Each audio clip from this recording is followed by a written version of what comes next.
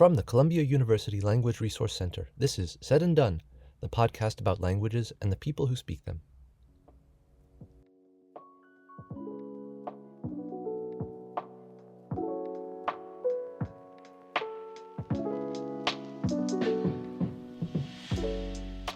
This is Said and Done. I'm Chris Kaiser, and joining me today is Ayomide Tikare, who is a graduating senior at Barnard College. Over the past 4 years, she has studied Yoruba at Columbia, and in this year, she served as a tutor for elementary and intermediate Yoruba students. In this conversation, Ayomide talks about her background, her experience taking Yoruba, and her love of Yoruba language films and music. Here's my conversation with Ayomide Tikare. Ayomide Tikare, thank you so much for joining me today. I really appreciate you being here. You are a graduating senior at Barnard College, which is closely connected to Columbia University. And in fact, we've known each other because you've taken classes at Columbia University. You're a psychology major with a minor in education. And I know that you've also said that you consider yourself to be an informal Yoruba major, even though that's not available as a major here. So thank you for being here.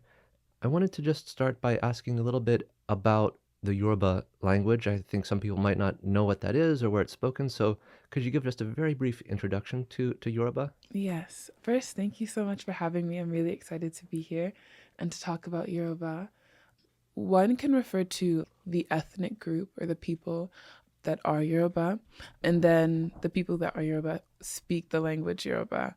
They share the same name. And the Yoruba language is spoken in many different parts of the world. Most of the native Yoruba speakers live in either Nigeria or Benin. Nigeria and Benin are also in West Africa.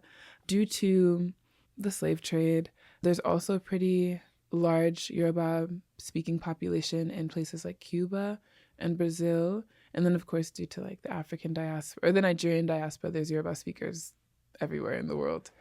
Yeah, in fact, I know at Columbia we've had so many students taking Yoruba.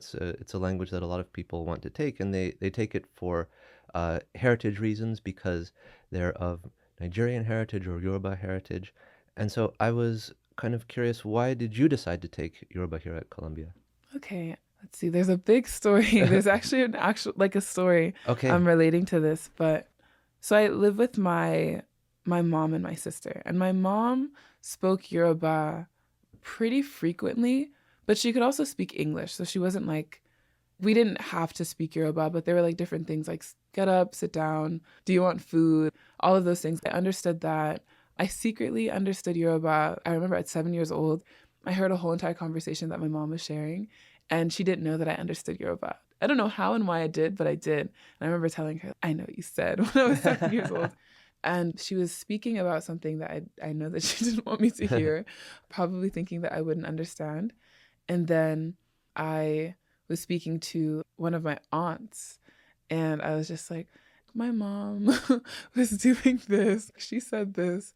And then my aunt was just like, oh, like, okay, she was just like, I don't know. She was just, I guess, I don't even think she knew that my mom said that in Yoruba. She probably just thought, she was just engaging me. And then later my mom was like, why did you tell this person? Who told you, blah, blah, blah? And then I was like, I knew what you were saying. And that's when I realized I could understand Yoruba, when it just came to me and I was gossiping about my mom and she didn't know. And did that experience in any way shape later the way that you engaged with Yoruba or shape your motivation for taking Yoruba? I think there was a moment at church during New Year's. So it was New Year's 2018 going into 2019. Mm-hmm. So we had a crossover service at my church, and there was this woman singing a song in Yoruba. I don't know how to explain it, but it was very spiritual and it like hit my heart. But I didn't know what she was saying. And I was praying in a way. I was like, God, if I get into Barnard, I'm going to take Yoruba and I'm going to be able to understand the different things that people are singing and saying at church. So that little story is definitely what I think about when I think about why I took Yoruba. One, because I wanted to be able to just speak Yoruba fluently, but also there's Yoruba words that were spoken in a religious setting through spiritual music, those words were a lot more complex and deeper than the Yoruba that I knew. So I knew that taking Yoruba at Columbia would allow me to know a lot more. Yeah, so you kind of had a basis, like domestic, sit down, stand up, do you want something to eat, kind of basic words that you use in the home. But then you saw and you heard that there's a whole other dimension of the language, and you were curious to know, Yes. like, what is this? And you were like inspired to do that too. So you came to Barnard, Columbia, and you started taking Yoruba. So what was your impression in the first few classes that you took, in terms of what you understood or how you felt, that kind of thing? Okay, I literally have my notebook. The yellow notebook right in front of me, and it's the notebook that I've been using for Yoruba since the beginning of my time here. I believe Yoruba was my first class of undergrad, actually, because it's 10 a.m. in the morning every Monday through Thursday.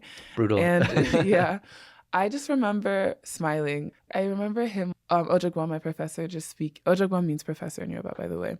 I remember him speaking in Yoruba, and I literally could not stop smiling. It was probably really weird. I was so excited to be in an academic space, or just a space in general, where Yoruba is being spoken to me. That has never existed. Even at church, no one's speaking Yoruba. So it was just really nice. And I believe the beginning was more simple things that I already knew, but it was cool to take notes and write down hi and welcome and good morning and good afternoon in Yoruba, to know how to spell it and to know how to read it. I guess it was really cool. You have kind of a basis in the language, because you're a heritage speaker. You grew Yes. up with some amount of Yoruba, but now you're learning it in an academic setting. And so suddenly you're imposing, like, okay, this is a noun, this is a verb, or this is how you spell it, this is the the diacritic that you put under the letter. So was it hard to conform your pre-existing knowledge with that kind of academic structure? Yeah. What was that Okay. like? So I think that wasn't really something I was thinking about. One, because when it comes to school, I try not to think about that at all. I'm just like, this is just fun. I'm just doing this because I like it. But it was definitely different because I had no exposure to written Yoruba. I didn't know what letters in the English alphabet didn't exist in Yoruba. Didn't know that there's O and there's A and they look different.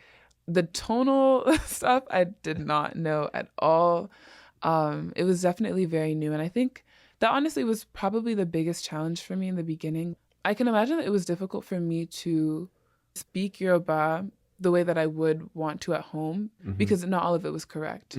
Or and especially to write Yoruba in the way that I would have at home, even though I wouldn't have written Yoruba. Right. So yeah, that's what I would say. You took elementary, and then you took intermediate and advanced, so you took the full sequence of Yoruba language. So as you moved through this, what were some of the, like, what was really easy for you, and what did you enjoy, and then what was hard about that? I'm just curious about the language learning process, especially from the point of view of a heritage speaker of the language. Yeah, and I will say I'm not. There's some heritage speakers that they come in and they know Yoruba. They might as well just skip like a couple classes. But I was a very beginner level and not intermediate heritage speaker. Yeah, it's really a continuum. Yeah, and I can start with what I love. I know what I loved. It was movies. So my professor, we did a lot of different things. Like, we read from a textbook. We read news articles that were written in Yoruba. Like, it was BBC News. And then we watched movies. This is from elementary to advanced. We watched movies. We read plays. We read books written in Yoruba. So we've done a lot. My favorite by far is the movies that we watched. Like, oh yeah. yes, we would watch movies and then we would discuss the movies in Yoruba. We'd watch 45-second clips for like the entire semester, and we would talk about that. And I really enjoyed that, because in taking a language class, you're not just learning about a language. You're not just learning how to say hi and bye, but you're learning about a culture. And the movies were great because they were Yoruba movies. So we were learning about one movie in particular that I loved. It was Oleku. I know the intermediate classes watching that now that movie was set in Nigeria in the 70s, and it was just Nigerian life in the 70s. There have been movies that discuss Yoruba religious traditions, oral traditions, royal happenings in Yoruba culture. So I really, really loved being able to immerse myself in Yoruba through the movies that we watched. You know, I used to live in New Haven, and in one spot in New Haven, there's a video store that only has Nigerian movies. So I think there's a whole like Nigerian cinematic tradition that's going on. Did you explore that at all? During the class? Yeah, or just maybe on your own? Oh, yeah. It's so Nollywood is what it's called. Oh, it's called Nollywood. Oh, yes, okay. It's called Nollywood. It's a big thing. I've known about that since growing up. I remember being, not in my household, my mom was not watching Nollywood 24/7, but in other homes, there was Nollywood on all the time. I think people would get the discs from Nigeria and then they would just play it. But now that YouTube is a thing, I can show to you after this, but there's literally new videos or movies uploaded every single day on YouTube. Really? And they're just Nollywood movies. Wow. Like, I don't know how and why there's so many, but I've been exposed to Nollywood. What are Nollywood movies like? Very dramatic. A lot of screaming and yelling, a lot of drama. I used to be scared of some because some were like, they'll just show things that I didn't want to believe existed in the world. Like what? Like people turning into cats. What? Yes, there would be like, I would just be really scared because they'd have people doing like spiritual things in the movies. Because they were like, they were just very scary. Yeah. To me, as a child. I can imagine. Yeah, I could imagine as a child having the fear that you might spontaneously turn into a cat. Yeah. It would be a scary thing. Yeah. So do you feel like, watching these movies and learning the language, it kind of teleported you into the culture in a particular way? Yeah, definitely the ones that my professor chose for a Yoruba class. There's a film director / producer named Tunde Kelani. He's Yoruba, and he does really great Yoruba movies that a lot of them are like set back in the day. It'll feel like you're being transported. And those are my favorite types of movies, actually, by far. Like just movies historical fiction, movies that'll bring you to the 70s or 50s in different parts of the world. Yeah. Do you have a favorite Nollywood movie? I was hoping you'd ask me that. I can share some great movies that I like. Okay, there's Tunde Kelani, and then there's also a new guy, his mentee, I guess, named Kunle Afolayan. And I'll just share the movies that I like. Okay. By the way, we'll put the list of the movies that you like in the description. Great. So anybody listening can go and watch these movies, or at least find them. So, okay, first, the ones that we watched in class, we watched Maami, we watched Ole Ku, we watched like literally every Tunde Kelani movie that's available on YouTube. We watched that. Then my favorites that are on Netflix would be October 1. It talks about Nigeria like right before they get independence, and it's great because it's October 1, 1960. Okay, so it's very, the very independence good. Period. Yes. Yeah. So that movie, what does it dramatize? It's so good. Relationships between Nigerians and then Nigerians and Great Britain. It's so good because there's like commentary about relationships between Yoruba people and Igbo people in Nigeria. They might have said something about Hausa people. And it's just so interesting to see that being talked about. There's a movie called Ayomide on Netflix, fully in Yoruba. Ayomide is a movie about a Yoruba musician from the 70s. And he was a really big Fuji artist. Fuji music is a musical genre that is popular amongst Yoruba people. There's that movie, and it's fully in Yoruba, like very beautiful to like watch.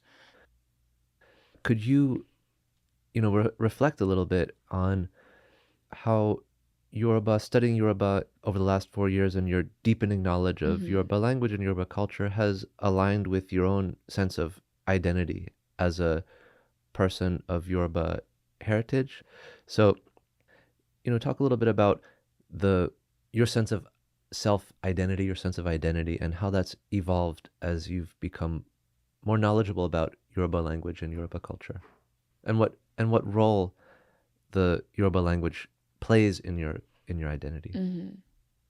That's definitely a very complicated question, because some people are like disconnected from anything relating to them being Yoruba, whether it's because they live outside of Nigeria or don't live with Yoruba people, or because they don't even know that they have Yoruba roots. If we're thinking about people who were separated from their ancestry, their knowledge of their ancestry because of slavery. So it's like, I don't want to say like, oh, like I'm like, I don't know.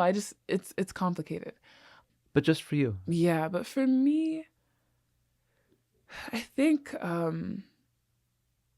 there are things that feel close to me and to who I am because of its prevalence in my life, in my early life. I don't know how to explain it. In learning Yoruba, I feel like I am not like returning to a younger self, but it feels like I'm like more connected to something that has always existed in me, if that makes any sense at all. You're connecting to a part of yourself, but you're also expanding that part too. Yes, that's actually very true. Yeah. And so at Columbia and at Barnard, you were also the president of the ASA, African Students Association, or African Student Association. Honestly, I don't. Maybe it's both. I remember always having to like check for that. I don't remember. I feel like it was students. I think it was students. I guess that would make sense. Yeah. I think we started, me and my like co-president. She's also a student here, but she's Igbo, and we got nominated as co-presidents during the winter of my sophomore year. So from January of 2021 up until March of 2022, because it was a lot, and I had to. I was also the chair of the Afropolitan Committee. It plans Columbia's African Cultural Gala / Showcase. Oh yeah. So yeah. So I was president during those times. So what was that experience like? It was very fun. It was very fun, especially during the pandemic. I think ASA was definitely a really big community that I leaned on during the pandemic. In terms of joy, I definitely got a lot of like laughter from that African community, because like growing up, like I was like I went to school. It was a predominantly white neighborhood, so I didn't really relate to many people culturally, and I like being Nigerian was a very big part of me because I lived in a Nigerian home. Yeah. So like I've never like, I don't know, I just didn't relate to my peers completely, but I did have my church community that was Nigerian, and then I ended up going to another church, and they were very, very Nigerian. Okay. Like, so like ASA reminded me of that. It was a space of like young people that were just African in or many of the different ways that one can be African. And I really, really liked that. It felt like, you know, like the jokes are different. Like you're like, we all understand what it's like to like have an African parent, or to be an African at school, or to, I don't know, just live life. We have this thing called Milo Coffee House, and it would always be at the very end of the semester, and it would be a coffee house type thing where people are performing and it's like very chill. But we would also have Milo, which is okay. What's Milo? Milo. I know that if there's any like African and Caribbean people listening to this right now, some might disagree with how I'm pronouncing it. But Milo is it's like a chocolate drink, and it exists in different forms. Like there's kind of like the Nesquik like jug thingy of like chocolate powder. There's that. There's also canned Milo, like square, okay. like Milo, like chunks. I don't even know, but it's like a chocolate drink and like very popular. Because it's not specifically African, but popular. But some people, I hope I don't get anyone upset here, but some people pronounce it Milo or Milo, depending on where they're from. Okay. But I believe that it's pronounced Milo. Okay. So we would have nights like that, and we have like African Thanksgiving, which is a free event for Africans and non-Africans actually to like eat African food and celebrate Thanksgiving. And I think that came out of some like international students from Africa not being able to go home. Right. Yeah. Other students on campus. So, sounds... it's a community. So you mentioned at the beginning, or you told me before we started speaking, that you felt like you were basically a Yoruba major, even though Columbia doesn't have a Yoruba major. And one of the things that you did is after you finished the advanced level, you then did a supervised reading with Professor Ademoyo, who's based at Cornell. And could you talk a little bit about that experience? Yes. Okay. So I was ready to like argue with Barnard and be like, please make Yoruba at least a minor for me. But beyond that, I just really wanted to continue Yoruba. I was not ready to let it go. So during the fall of my senior year, I did a supervised reading, which was an independent project that I worked on with the supervision of my professor, Ojogbon.